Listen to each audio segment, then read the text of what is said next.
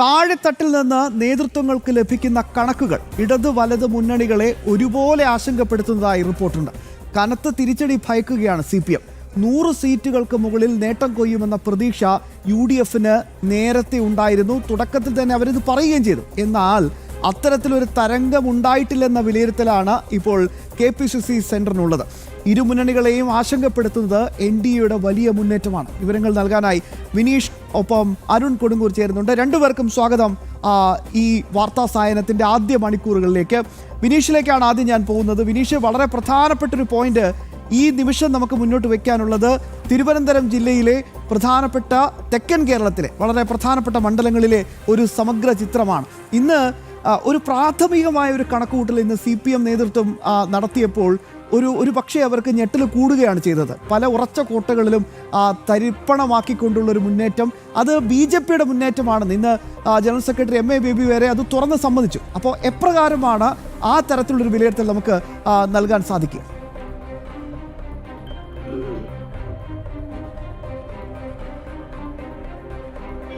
തീർച്ചയായിട്ടും ശ്യാമ സൂചിപ്പിച്ചതുപോലെ തന്നെ CPMനെ സംബന്ധിച്ചിടത്തോളം, ഇടതുപക്ഷത്തെ സംബന്ധിച്ചിടത്തോളം വലിയ ആശങ്കയാണ്. ഇന്ന് CPMൻ്റെ ജില്ലാ സെക്രട്ടേറിയറ്റ് അംഗങ്ങൾ അല്ലെങ്കിൽ ജില്ലാ കമ്മിറ്റിയുടെ ഒരു അനൗദ്യോഗികമായ ഒരു മീറ്റിംഗ് നടന്നു. ആ മീറ്റിങ്ങിലുണ്ടായ അല്ലെങ്കിൽ നേതാക്കൾ തമ്മിൽ നടത്തിയ ഒരു ചർച്ച എന്ന് പറയുന്നത് അരുവിക്കര, നേമം, കോവളം, തിരുവനന്തപുരം സെൻട്രൽ ഉൾപ്പെടെയുള്ള സ്ഥലങ്ങൾ, പ്രത്യേകിച്ച് നെയ്യാറ്റിൻകര ഉൾപ്പെടെ വരുന്ന പ്രദേശങ്ങൾ. ഞാൻ ഒന്നും കൂടി സ്ഥലങ്ങൾ പറയാം. അരുവിക്കര, കാട്ടാക്കട, നേമം, നെയ്യാറ്റിൻകര, തിരുവനന്തപുരം സെൻട്രൽ, ഒപ്പം തന്നെ കഴക്കൂട്ടത്തിലും വലിയ രീതിയിൽ ഒരുപക്ഷെ നേരത്തെ പാർട്ടി നേതൃത്വം കരുതിയതിനെ കാട്ടി കുറച്ചുകൂടി കടകംപള്ളിക്ക് മുന്നോട്ട് പോകാൻ സാധിച്ചുവെന്ന് കഴക്കൂട്ടത്ത് ചെറിയ വിലയിരുത്തലുണ്ട്. പക്ഷേ മറ്റു നിയോജക മണ്ഡലങ്ങളിലെല്ലാം നമുക്കറിയാം, 14 നിയോജക മണ്ഡലങ്ങളിൽ, നിയമസഭാ മണ്ഡലങ്ങളിൽ ഒരെണ്ണം മാത്രമാണ് കോൺഗ്രസിൻ്റെ കയ്യിലുള്ളത്. ബാക്കി 13ഇടത്തും സിറ്റിംഗ് MLAമാരും ഒപ്പം തന്നെ മറ്റു ഇതര സ്വതന്ത്രന്മാരുമാണ്, LDF സ്വതന്ത്രന്മാരുമാണ് മത്സരിപ്പിച്ചത്. ഈ സ്ഥലങ്ങളിലെല്ലാം തന്നെ CPMന് അടിതെറ്റുന്നു അല്ലെങ്കിൽ CPMൻ്റെ അടിവേരിളകുന്നു എന്ന തരത്തിലുള്ള ഒരു കണക്കുകൂട്ടൽ തന്നെയാണ്. പ്രത്യേകിച്ച് ബൂത്ത് തല പരിശോധനകൾ CPM നേതൃത്വം നടത്തുമ്പോൾ ഈ പ്രദേശങ്ങളിൽ കാട്ടാക്കട, നേമം, നെയ്യാറ്റിൻകര, കോവളം, തിരുവനന്തപുരം സെൻട്രൽ ഉൾപ്പെടെയുള്ള പ്രദേശങ്ങൾ വലിയ രീതിയിൽ CPMന് അടിതെറ്റി, അല്ലെങ്കിൽ അരുവിക്കര ഉൾപ്പെടെയുള്ള പ്രദേശങ്ങളിൽ CPMന് അടിതെറ്റി എന്ന ഒരു വിലയിരുത്തൽ തന്നെയാണ് CPM നേതൃത്വം നടത്തുന്നത്. കഴിഞ്ഞ ദിവസം അരുവിക്കര നിയോജക മണ്ഡലത്തിൻ്റെ ഒരു നിർണയം അല്ലെങ്കിൽ അതുമായി ബന്ധപ്പെട്ടുള്ള പരിശോധന CPM നേതാക്കൾ നടത്തിയിരുന്നു. അപ്പോൾ അവർക്ക് തന്നെ കൃത്യമായി പരിശോധനയിൽ മനസ്സിലാക്കാൻ സാധിച്ചത് അവിടെ അരുവിക്കരയിൽ സിറ്റിംഗ് MLA ആയിരുന്ന സ്റ്റീവൻ പരാജയപ്പെടുമെന്ന് തന്നെയാണ്. സമാനമായ രീതിയിൽ തന്നെയാണ് കാട്ടാക്കട നിയോജക മണ്ഡലം പരിശോധിക്കുമ്പോൾ അവിടെ IB സതീഷ് പരാജയപ്പെടുമെന്നാണ്. അങ്ങനെ സിറ്റിംഗ് MLAമാർ പരാജയപ്പെട്ടേക്കാം, അല്ലെങ്കിൽ ഒരുപക്ഷെ വിജയിച്ചു കഴിഞ്ഞാൽ ചെറിയ വോട്ടുകളുടെ ശതമാനത്തിൽ മാത്രം. നമുക്കറിയാം, കാട്ടാക്കട നിയോജക മണ്ഡലത്തിൽ NDAയുടെ ശക്തനായ നേതാവ്, BJPയുടെ മുൻ സംസ്ഥാന അധ്യക്ഷൻ ഉൾപ്പെടെയുള്ള സംസ്ഥാന അധ്യക്ഷനൊക്കെ ആയിരുന്ന PK കൃഷ്ണദാസാണ് അവിടെ സ്ഥാനാർത്ഥിത്വത്തിലേക്ക്. ഞാനൊന്ന് ഇടപെട്ട് ചോദിക്കുകയാണ്. സ്വാഭാവികമായിട്ടും NDA ക്യാമ്പ് ഇന്ന് കൃത്യമായി തന്നെ വിലയിരുത്തൽ നടത്തിയിരിക്കുകയാണ്. 2 ദിവസത്തിനുള്ളിൽ സ്വാഭാവികമായിട്ടും 2 ദിവസമായല്ലോ. അപ്പോൾ ബൂത്ത് തലത്തിൽ നിന്നുള്ള കണക്കുകളൊക്കെ ഇങ്ങനെ സമാഹരിച്ചാണ് നമ്മളിപ്പോൾ വിലയിരുത്തലിലേക്ക് പോകുന്നത്. അപ്പോൾ ആ ഒരു അടിസ്ഥാനത്തിൽ പ്രധാനമായി ഉറ്റുനോക്കുന്ന തിരുവനന്തപുരത്തെ NDAയുടെ വിജയപ്രതീക്ഷയുള്ള മണ്ഡലങ്ങളിൽ ഒന്ന് നേമവും കഴക്കൂട്ടവുമാണ്. ഒപ്പം ആറ്റിങ്ങിൽ വലിയ മുന്നേറ്റം ഉണ്ടാക്കുമെന്ന് പ്രതീക്ഷിക്കുന്നുണ്ട്, കാട്ടാക്കടയും.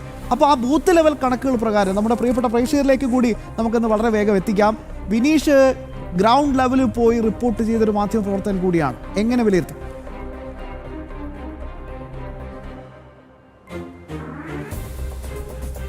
നിലവിൽ NDAയുടെ ബൂത്ത് തല പ്രവർത്തനങ്ങളുടെ ഒരു സ്വരൂപീകരണം കഴിഞ്ഞ ദിവസം കാട്ടാക്കട നിയോജക മണ്ഡലത്തിൽ നടന്നിരുന്നു. അവിടെ കൃത്യമായി തന്നെ NDA ക്യാമ്പ് വലിയ ആത്മവിശ്വാസത്തിലാണ്. കാരണം NDA പ്രതീക്ഷിച്ചതിൽ 1,00,000-ലധികം വോട്ട് അവിടെ നേടാൻ NDA ക്യാമ്പിന് സാധിക്കുമെന്ന ഉറച്ച വിശ്വാസത്തിലാണ് BJP നേതൃത്വമുള്ളത്. അവിടെ ഒപ്പം ഒരു പ്രതീക്ഷ വച്ചു പുലർത്തുന്നത് CPM അപ്പാടെ അവിടെ പിന്തള്ളപ്പെട്ടിരിക്കുന്നു. പ്രതീക്ഷ വച്ചു പുലർത്തുന്ന മറ്റൊരു സ്ഥാനാർത്ഥി എന്ന് പറയുന്നത് കോൺഗ്രസിൻ്റെ MR ബൈജു ആണ്. നിലവിൽ ഇത്തവണ NDA കൊണ്ടുപോകുമോ UDF ആ മണ്ഡലം കൊണ്ടുപോകുമോ എന്ന സംശയത്തിലാണ് കാര്യങ്ങൾ മുന്നോട്ട് പോകുന്നത്. ആര് ജയിച്ചാലും ഒരു നെക്ക് ടു നെക്ക് ഫൈറ്റ് നടന്ന നിയോജക മണ്ഡലമാണ് കാട്ടാക്കട. സമാനമായ സാഹചര്യം തന്നെയാണ് കോവളം നിയോജക മണ്ഡലത്തിൽ. കോവളം നിയോജക മണ്ഡലത്തിൽ LDFിൻ്റെ സ്വതന്ത്ര സ്ഥാനാർത്ഥിയാണ് മത്സരിച്ചത്. സ്വതന്ത്ര ചിഹ്നമായിരുന്നു. ആ ചിഹ്നത്തിൽ ഇത്തവണ ജനങ്ങൾ വോട്ട് ചെയ്തിട്ടില്ല, അല്ലെങ്കിൽ ജനങ്ങൾ അതിനോട് വിമുഖത കാട്ടി എന്ന തരത്തിലുള്ള ഒരു വിലയിരുത്തലാണ് CPM നേതൃത്വം നടത്തിയത്. അവിടെ NDAയുടെ സ്ഥാനാർത്ഥി വലിയ മേൽക്കൈ അല്ലെങ്കിൽ അത്തരത്തിൽ വലിയ നേട്ടം അവിടെ ഒരുപക്ഷെ ഉണ്ടാക്കും എന്ന് CPM നേതൃത്വം തന്നെ വിലയിരുത്തുന്നുണ്ട്. സമാനമായ സാഹചര്യം നമുക്ക് തൊട്ടടുത്ത് വരുമ്പോൾ നേമത്ത് പൂർണ്ണമായും തന്നെ BJP ക്യാമ്പുകളിൽ നടത്തിയ പരിശോധന, BJP ബൂത്ത് തല പരിശോധനകൾ നടത്തുമ്പോൾ BJP പ്രതീക്ഷിക്കുന്നത് വലിയ തോതിലുള്ള ഒരു വിജയം തന്നെയാണ് നേമത്ത് ഇത്തവണ രാജീവ് ചന്ദ്രശേഖരന് ഉണ്ടാവുക എന്നാണ്. തൊട്ടടുത്ത നിയോജക മണ്ഡലം നമ്മൾ പരിശോധിക്കുമ്പോൾ തിരുവനന്തപുരം സെൻട്രലിനെ സംബന്ധിച്ചിടത്തോളം സുധീർ കരമന LDF സ്വതന്ത്രനായിട്ട് മത്സരിച്ച സ്ഥലമാണ്. അവിടെ ഒരു കാരണവശാലും സുധീർ ജയിക്കില്ല എന്ന് പാർട്ടി തന്നെ പൂർണ്ണമായും ഇപ്പോൾ അത് തുറന്ന് സമ്മതിച്ചിരിക്കുന്ന കാര്യം. മറ്റു ഫൈറ്റ് നടക്കുന്നത് CP ജോണും കരമന ജയനുമാണ്. ഇവിടെ കഴിഞ്ഞ ദിവസം BJP നേതൃത്വം കണക്ക് കൂട്ടിയത് ബൂത്ത് തല കണക്കുകൾ പരിശോധിച്ചപ്പോൾ ഏകദേശം കൃത്യമായി പറഞ്ഞാൽ ഒരു BJP പ്രവർത്തകരുടെ കണക്ക് അത് ഏറ്റവും കൃത്യതയോടുകൂടി ബൂത്ത് തല പരിശോധനകൾ നടത്തുമ്പോൾ നമുക്ക് മനസ്സിലാക്കാൻ BJP നേതൃത്വം പറയുന്നത് 100% തിരുവനന്തപുരം സെൻട്രലിൽ ഇത്തവണ താമര വിരിയും എന്ന് തന്നെയാണ്. സമാനമായ സാഹചര്യം CP ജോണ് ഒപ്പത്തിനൊപ്പം നിൽക്കും. ഒരു പക്ഷേ ആർക്ക് വിജയം എന്ന് അവിടെയും പ്രവചനാതീതമാണ്. പക്ഷേ NDA ക്യാമ്പ് വലിയ ആത്മവിശ്വാസം കരമന ജയൻ്റെ കാര്യത്തിൽ തിരുവനന്തപുരം സെൻട്രലിൽ വച്ച് പുലർത്തുന്നുണ്ട്.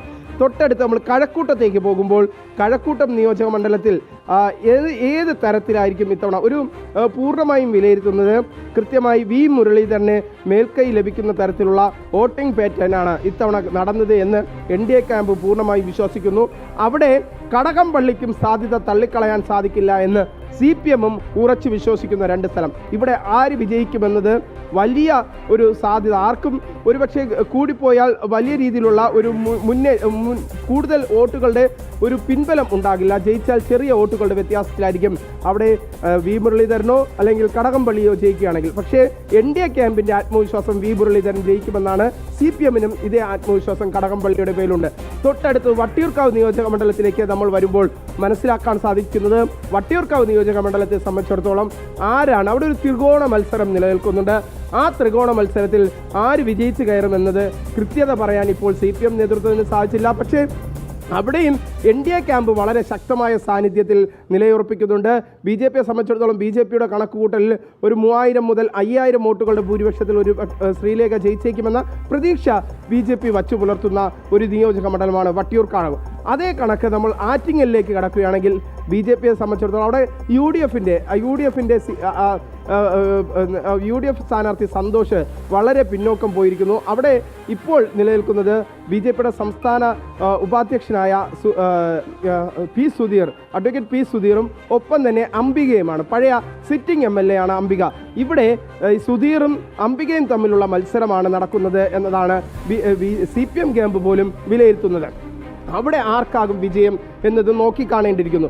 പക്ഷേ മറ്റൊരു സ്ഥലം വർക്കലയിലേക്ക് പോകുമ്പോൾ വർക്കലയുടെ കാറ്റ് ഇത്തവണ ആർക്കൊപ്പം എന്നത് പ്രവചനാതീതമാണ് എന്നൊരു വിലയിരുത്തൽ തന്നെയാണ് CPM ക്യാമ്പ് വിലയിരുത്തുന്നത്. അങ്ങനെ ഓരോ നിയോജക മണ്ഡലങ്ങളും ഏകദേശം BJP അല്ലെങ്കിൽ NDA ക്യാമ്പുകൾ പ്രതീക്ഷ വയ്ക്കുന്ന തിരുവനന്തപുരം ജില്ലയിലെ 7 നിയോജക മണ്ഡലങ്ങളിലെ വിജയം അത് പ്രവചനാതീതമാണ് എന്ന് CPM നേതൃത്വം തന്നെ ഇപ്പോൾ CPM-ന്റെ ജില്ലാ ഘടകം തന്നെ വിലയിരുത്തുന്നു. BJP ഇപ്പോഴും ഉറപ്പിച്ചു പറയുന്നു നേമം ഡബിൾ ഷുവർ, പിന്നെ കഴക്കൂട്ടവും ഒപ്പം തന്നെ മറ്റൊരു മണ്ഡലമായി സ്വാഭാവികമായിട്ടും കാണുന്നത് കഴക്കൂട്ടം തന്നെയായിരിക്കും അല്ലേ?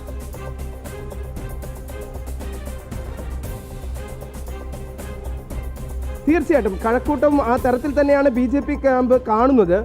നിലവിലെ സാഹചര്യം പക്ഷേ അവിടെ കടകംപള്ളിയുടെ സ്വാധീനം അത് വലിയ രീതിയിൽ CPM നേതാക്കൾ പ്രചരണാർത്ഥം അല്ലെങ്കിൽ അവർക്ക് ബൂത്ത് തല കണക്കുകൾ പരിശോധിക്കുമ്പോൾ കടകംപള്ളിയുടെ സ്വാധീനമൊക്കെ എടുത്തു പറയുന്നുണ്ട്. പക്ഷേ NDA ക്യാമ്പിനെ സംബന്ധിച്ചിടത്തോളം V മുരളീധരൻ ഇത്തവണ കഴക്കൂട്ടത്ത് താമര വിരിയിക്കുമെന്ന ഉറച്ച വിശ്വാസം തന്നെയാണ് BJP നേതാക്കൾക്കുള്ളത്.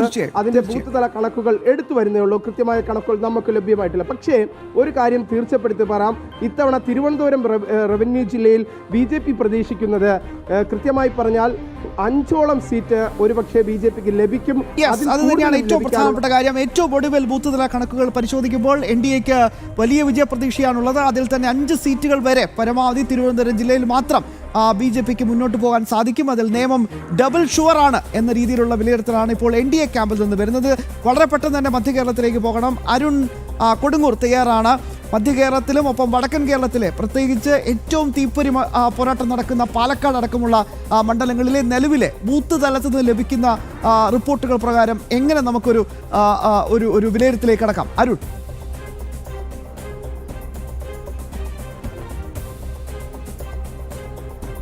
തീർച്ചയായും സമാനതകളില്ലാത്ത ഒരു പോരാട്ടം, അത് ഒറ്റ വാക്കിൽ പറഞ്ഞാൽ ഈ ഒരു നിയമസഭാ തെരഞ്ഞെടുപ്പിനെ വടക്കൻ കേരളത്തിലും അതോടൊപ്പം തന്നെ മധ്യ കേരളത്തിലും നമുക്ക് അങ്ങനെ വിശേഷിപ്പിക്കാൻ പറ്റും.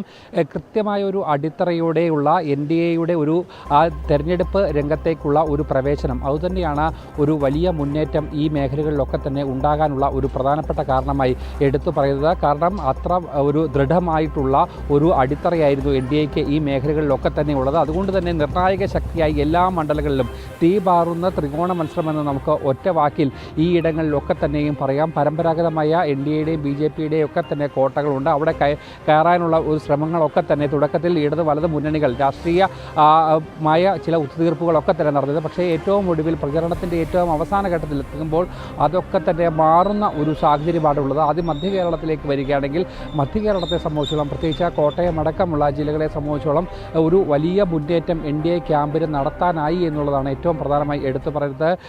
PC ജോർജ്, ഷോൺ ജോർജ് അടക്കമുള്ളവർ മത്സര രംഗത്തേക്ക് നേരിട്ടെത്തുന്നു. താമര ചിഹ്നത്തിൽ മത്സരിക്കുന്നു. അതോടൊപ്പം തന്നെ കേന്ദ്രമന്ത്രി ജോർജ് കുര്യൻ മത്സരിക്കുന്നു. വൈക്കത്താണെങ്കിൽ K അജിത്ത് മത്സരിക്കുന്നു. മുൻ MLA ആണ്. വൈക്കത്തെ കൃത്യമായി എടുത്തറിയാവുന്ന ആളാണ്.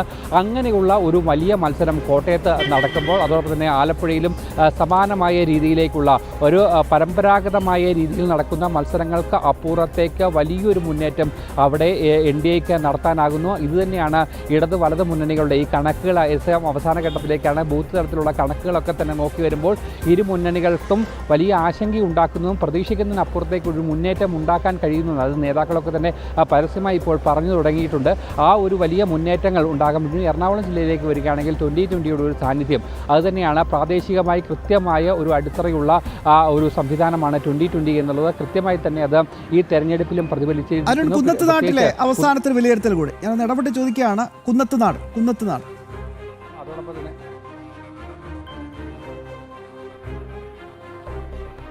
തീർച്ചയായും ഇന്നലെ സ്ഥാനാർത്ഥിയും അതോടൊപ്പം തന്നെ സാബു കൃത്യമായി തന്നെ ആ കാര്യങ്ങൾ എടുത്തു പറഞ്ഞിട്ടുണ്ടായിരുന്നു. വലിയൊരു മുന്നേറ്റം, കാരണം വികസനമാണ് അവിടെയൊക്കെ തന്നെ ചർച്ചയായത്. മറ്റ് വിവാദ രാഷ്ട്രീയങ്ങളോ അതോടൊപ്പം തന്നെ രാഷ്ട്രീയ വൈരങ്ങളോ ഒന്നും തന്നെ ഒരിക്കലും പ്രതിഫലിക്കാത്ത രീതിയിലേക്ക് മോദിയുടെ വികസനം മുൻനിർത്തിയുള്ള ഒരു തെരഞ്ഞെടുപ്പ് പ്രവർത്തനമാണ്. അത് ബൂത്ത് തലം മുതൽ കൃത്യമായി തന്നെ ഓരോ പഞ്ചായത്തുകളിലും കൃത്യമായി തന്നെ വികസനം, 2020 നടത്തിയ വികസനം, അതോടൊപ്പം തന്നെ നരേന്ദ്രമോദി സർക്കാർ നടത്തിയ വികസനം, ആ വികസനത്തിന് അനുകൂലമായ രീതിയിലേക്ക് ഒരു ജനവിധി ഉണ്ടാകും. അതുകൊണ്ട് തന്നെയാണ് ഈ പോളിംഗ് ശതമാനത്തിൽ ഒരു വർധന ഉണ്ടായിരിക്കുന്നത്. എന്തായാലും തങ്ങൾക്ക് അനുകൂലമായിട്ടുള്ള ഒരു ജനവിധി ഇവിടെ ഉണ്ടാകുമെന്നുള്ളൊരു കാര്യത്തിൽ യാതൊരു തരത്തിലുള്ള സംശയവുമില്ല. അരുൺ, വളരെ പെട്ടെന്ന് തന്നെ മധ്യ കേരളത്തിൽ സ്വാഭാവികമായിട്ടും വടക്കൻ കേരളത്തിലുമൊക്കെ UDFന്റെ ഒരു വലിയ തരംഗമുണ്ട് എന്ന രീതിയിലുള്ള നെറേറ്റീവ് നമുക്ക് മുന്നിലുണ്ട്. പക്ഷേ അരുൺ, ഇപ്പോൾ നേതാക്കന്മാരുടെയൊക്കെ പല പ്രതികരണങ്ങളും കാണുമ്പോൾ അങ്ങനെ ഒരു തരംഗത്തിലേക്ക് UDF ഇപ്പോൾ പ്രതീക്ഷ വെക്കുന്നില്ല. അങ്ങനെ വ്യാഖ്യാനിക്കാൻ പറ്റുമോ?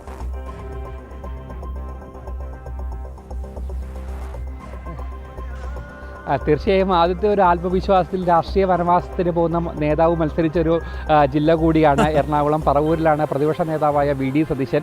ആദ്യമൊക്കെ രാഷ്ട്രീയ വനവാസത്തിലേക്ക് പോകുമെന്ന് അദ്ദേഹം ഉറച്ചു പറഞ്ഞിട്ടുണ്ടെങ്കിലും ഈ അവസാന ഘട്ടത്തിലെ കണക്കുകൾ വരുമ്പോൾ സ്വന്തം മണ്ഡലത്തിൽ പോലും അത്ര സുരക്ഷിതമല്ലാത്തൊരവസ്ഥയിലേക്ക് പ്രതിപക്ഷ നേതാവ് മാറുന്നു. അതോടൊപ്പം തന്നെ എല്ലായിടങ്ങളിലും കൃത്യമായ വിള്ളലുകൾ പരമ്പരാഗതമായ വോട്ടുകളിൽ ഉണ്ടായിട്ടുണ്ട് എന്നുള്ള കാര്യത്തിൽ അത് വലിയ ആശങ്കയാണ് ഉണ്ടാകുന്നത്. ഭരണവിരുദ്ധ വികാരം അത് തങ്ങൾക്ക് അനുകൂലമാകുമെന്നുള്ളൊരു വലിയ ആത്മവിശ്വാസമായിരുന്നു UDF ക്യാമ്പിന് തുടക്കത്തിലുണ്ടായിരുന്നത്. പക്ഷേ അത് NDAക്ക് അനുകൂലമായി രീതിയിലേക്ക് മാറുന്നു എന്നുള്ള ഒരു വിലയിരുത്തലാണ് അവസാനം ഈ മണ്ഡലങ്ങളിലൊക്കെ തന്നെ ഈ പ്രത്യേകിച്ച് പരമ്പരാഗത UDF മണ്ഡലങ്ങളിൽ പോലും കൃത്യമായി വോട്ടുകളിൽ ഒരു വിള്ളൽ ഉണ്ടായി പോയിട്ടുണ്ട് എന്നുള്ള ഒരു ആശങ്ക തന്നെയാണ് അവർ പങ്കുവെക്കുകയും ചെയ്യുന്നത്. അതുകൊണ്ട് തന്നെയാണ് ഈ ഒരു കൃത്യമായി തെരഞ്ഞെടുപ്പ് അവലോകനത്തിന് ശേഷം അല്ലെങ്കിൽ ബൂത്ത് തലത്തിൽ നിന്ന് ലഭിച്ച കണക്കുകൾക്ക് ശേഷവും അത്ര കൃത്യമായി തന്നെ UDF തരംഗമുണ്ടോ എന്ന് ചോദിക്കുമ്പോൾ ഉണ്ട് എന്ന് പറയുന്നത് ചെയ്യുന്നതിനപ്പുറത്തേക്ക് കൃത്യമായ ഒരു ഇടപെടൽ നടത്തുവാനോ അല്ലെങ്കിൽ കൃത്യമായ ഒരു ആത്മവിശ്വാസത്തോടെ പറയാനൊന്നും തന്നെ നേതാക്കൾ തയ്യാറായില്ല. വ്യക്തിപരമായി ചോദിക്കുമ്പോൾ അവർ കൃത്യമായി തന്നെ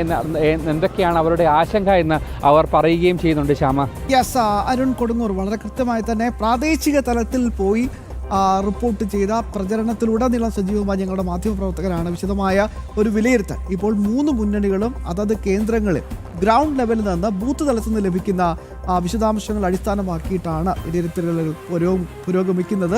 അതിൽ വലിയൊരു തിരിച്ചടി CPM ഭയക്കുന്നുണ്ട്. എന്നാൽ പ്രതീക്ഷിച്ച ഒരു വലിയ തരംഗം അത് ഉണ്ടായിട്ടുണ്ടോ എന്ന കാര്യത്തിൽ UDF വലിയ ആശങ്കപ്പെടുന്നുണ്ട്. വലിയ മുന്നേറ്റം നടത്തുമെന്ന ഉറച്ച പ്രതീക്ഷയിലാണ് NDA.